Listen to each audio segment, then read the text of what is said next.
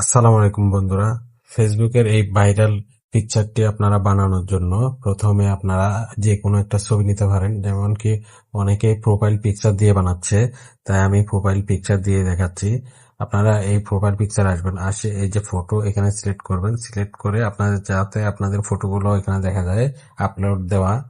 তারপরে আপনারা এই জায়গার একটা স্ক্রিনশট নিয়ে নেবেন। আমি একটা স্ক্রিনশট নিয়ে নিচ্ছি। স্ক্রিনশট নিয়ে স্ক্রিনশটটা একটু কেটে সাইজ করে নেবেন। এই যে আমি সাইজ করে নিচ্ছি, উপরের টাইম গুলাও একটু কেটে নিচ্ছি। কেটে নেওয়ার পরে আমরা এখানে ওকে করে দিচ্ছি।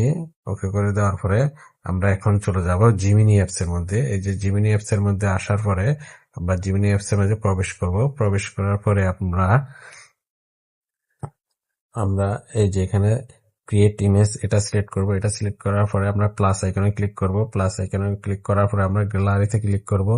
গ্যালারিতে ক্লিক করার পরে আমরা এই যে এখানে এটার স্ক্রিনশটটা এখানে সিলেক্ট করব। সিলেক্ট করার পরে আমরা আমার এই ভিডিওর কমেন্ট বক্সের মধ্যে এই টেক্সট গুলো পাবেন। এই টেক্সট গুলো আপনারা কপি করে আনবেন। কপি করে এনে এই যে আমি কপি করে আনছি, এই যে কপি থেকে এখানে পেস্ট করে দিলাম। পেস্ট করে দেওয়ার পরে আমরা এই যে এখানে ক্লিক করব। এখানে ক্লিক করার পরে আমাদের এই যে ভাইরাল যে ছবিটা এখন ফেসবুকে ভাইরাল হচ্ছে, এটা রেডি করে দিবে জিমিনি।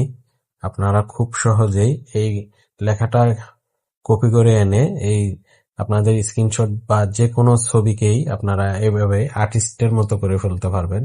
এটা খুব সহজেই করা যায়। এটা এখন যেহেতু ভাইরাল, তাই আমি এটা দেখছি। এই যে খুব সুন্দরভাবে আমার এই যে স্ক্রিনশট নেওয়া আমার প্রোফাইলের যে ছবিটা আছে খুব সুন্দরভাবে তৈরি করে দিছে।